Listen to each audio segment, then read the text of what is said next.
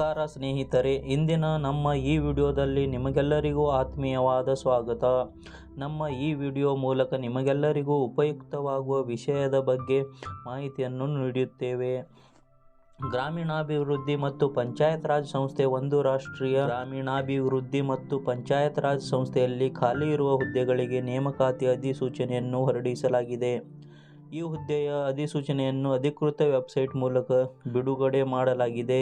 ನೀವು ಈ ಹುದ್ದೆಗೆ ಅರ್ಜಿ ಸಲ್ಲಿಸಲು ಬಯಸಿದರೆ ನಮ್ಮ ಈ ವಿಡಿಯೋವನ್ನು ತಪ್ಪದೇ ಕೊನೆಯವರೆಗೂ ನೋಡಿ. ನೀವು ಈ ಹುದ್ದೆಗೆ ಅರ್ಜಿ ಸಲ್ಲಿಸಲು ಬಯಸಿದರೆ ನಮ್ಮ ಈ ವಿಡಿಯೋ ತಪ್ಪದೇ ಕೊನೆಯವರೆಗೂ ನೋಡಿ. ಹಾಗೆ ಈ ಚಾನಲ್ ಅನ್ನು ಸಬ್ಸ್ಕ್ರೈಬ್ ಮಾಡಿಲ್ಲ ಅಂದ್ರೆ ಸಬ್ಸ್ಕ್ರೈಬ್ ಮಾಡ್ಕೊಳ್ಳಿ.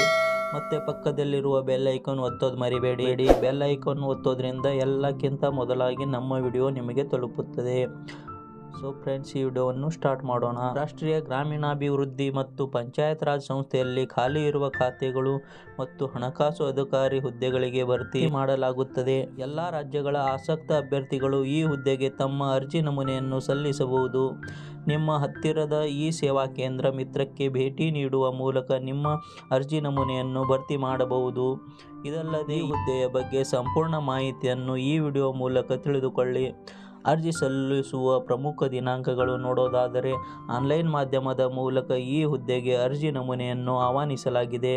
ಆನ್ಲೈನ್ ಅರ್ಜಿ ನಮೂನೆಯನ್ನು ಭರ್ತಿ ಮಾಡಲು ಕೊನೆಯ ದಿನಾಂಕ 23 ಜನವರಿ 2024 ಎಂದು ನಿಗದಿಪಡಿಸಲಾಗಿದೆ. ಈ ನಿಗದಿತ ಗಡುವನ್ನು ಮನಸ್ಸಿನಲ್ಲಿಟ್ಟುಕೊಂಡು ಅಭ್ಯರ್ಥಿಗಳು ತಮ್ಮ ಅರ್ಜಿ ನಮೂನೆಯನ್ನು ಗಡುವಿನ ಮೊದಲು ಸಲ್ಲಿಸಬೇಕು. ನಿಮ್ಮ ಹತ್ತಿರದ ಈ ಸೇವಾ ಕೇಂದ್ರ ಮಿತ್ರಕ್ಕೆ ಭೇಟಿ ನೀಡಿ ಮತ್ತು ಅರ್ಜಿ ನಮೂನೆಯನ್ನು ಭರ್ತಿ ಮಾಡಿ, ಏಕೆಂದರೆ ಗಡುವಿನ ನಂತರ ಯಾವುದೇ ರೀತಿಯ ರೂಪಗಳನ್ನು ಸ್ವೀಕರಿಸಲಾಗುವುದಿಲ್ಲ. ಆದ್ದರಿಂದ ಅಭ್ಯರ್ಥಿಗಳು ತಮ್ಮ ಅರ್ಜಿ ನಮೂನೆಯನ್ನು ನಿಗದಿತ ಸಮಯದ ಮಿತಿಯೊಳಗೆ ಭರ್ತಿ ಮಾಡಬೇಕು. ಮತ್ತು ವಯೋಮಿತಿ ಬಗ್ಗೆ ನೋಡೋದಾದರೆ, ಈ ಹುದ್ದೆಯ ವಯೋಮಿತಿಯು ಕನಿಷ್ಠ 18 ವರ್ಷಕ್ಕೆ ನಿಗದಿಪಡಿಸಲಾಗಿದೆ. ಆದರೆ ಗರಿಷ್ಠ ವಯಸ್ಸಿನ ಮಿತಿಯನ್ನು 28 ವರ್ಷಗಳಿಗೆ ನಿಗದಿಪಡಿಸಲಾಗಿದೆ. ಅಧಿಕೃತ ಅಧಿಸೂಚನೆಯನ್ನು ಪರಿಗಣಿಸಿ ವಯಸ್ಸನ್ನು ಲೆಕ್ಕ ಹಾಕಲಾಗುತ್ತದೆ. ಈ ಖಾಲಿ ಹುದ್ದೆಯಲ್ಲಿ ಮೀಸಲು ವರ್ಗಗಳಿಗೆ ವಯೋಮಿತಿಯಲ್ಲಿ ವಿಶೇಷ ಸಡಿಲಿಕೆಯನ್ನು ಸರ್ಕಾರವು ಮಾಡಿದೆ.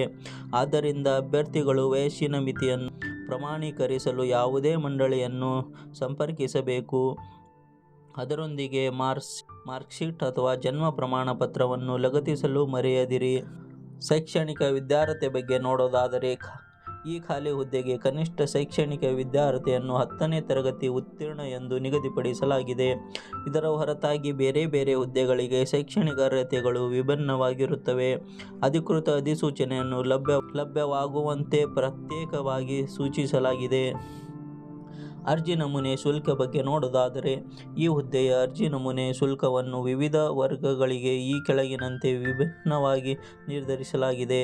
ಈ ಖಾಲಿ ಹುದ್ದೆ ಸಾಮಾನ್ಯ, OBC, EWS, SC, ST ಎಲ್ಲ ವರ್ಗಗಳಿಗೆ ಅಧಿಕೃತ ಅಧಿಸೂಚನೆಯನ್ನು ಲಭ್ಯವಾಗುವಂತೆ ವಿವಿಧ ಶುಲ್ಕಗಳನ್ನು ನಿಗದಿಪಡಿಸಲಾಗಿದೆ. ಸಂಬಳ ಮತ್ತು ಆಯ್ಕೆ ಪ್ರಕ್ರಿಯೆಯ ಬಗ್ಗೆ ನೋಡೋದಾದರೆ, ರಾಷ್ಟ್ರೀಯ ಗ್ರಾಮೀಣಾಭಿವೃದ್ಧಿ ಸಂಸ್ಥೆ ಮತ್ತು ಪಂಚಾಯತ್ ರಾಜ್ ಹುದ್ದೆಗೆ ಡೆಪ್ಯುಟೇಷನ್ ಆಧಾರದ ಮೇಲೆ ಅಭ್ಯರ್ಥಿಗಳನ್ನು ಆಯ್ಕೆ ಮಾಡಲಾಗುತ್ತದೆ ಮತ್ತು ಆಯ್ಕೆಯಾದ ಅಭ್ಯರ್ಥಿಗಳಿಗೆ ವೇತನ ಹಂತ 8ರ ಪ್ರಕಾರ ವೇತನವನ್ನು ನೀಡಲಾಗುತ್ತದೆ. ಅಂದರೆ ಕನಿಷ್ಠ ವೇತನ 47,600 ರಿಂದ ಗರಿಷ್ಠ 1,51,100 ರು ಇರುತ್ತದೆ. ಅರ್ಜಿ ನಮೂನೆಯ ಭರ್ತಿ ಮಾಡುವುದು ಹೇಗೆ ನೋಡೋದಾದರೆ, ಈ ಖಾಲಿ ಹುದ್ದೆಗೆ ಅರ್ಜಿ ನಮೂನೆಯನ್ನು ಭರ್ತಿ ಮಾಡುವಾಗ ಅಭ್ಯರ್ಥಿಗಳು ಈ ನಿಯಮಗಳನ್ನು ಅನುಸರಿಸಬೇಕು. ಅಭ್ಯರ್ಥಿಯು ಮೊದಲು ಅಧಿಕೃತ ವೆಬ್ಸೈಟ್ಗೆ ಹೋಗಬೇಕು. ಅಲ್ಲಿ ಈ ಖಾಲಿ ಹುದ್ದೆಯ ಅಧಿಕೃತ ಅಧಿಸೂಚನೆಯನ್ನು ಲಭ್ಯವಿರುತ್ತದೆ. ಡೌನ್ಲೋಡ್ ಮಾಡಿದ ನಂತರ ಅದರಲ್ಲಿ ನೀಡಲಾದ ಸಂಪೂರ್ಣ ಮಾಹಿತಿಯು ಪರಿಶೀಲಿಸಿದ ನಂತರ ಅರ್ಜಿಯನ್ನು ಸಲ್ಲಿಸಿ.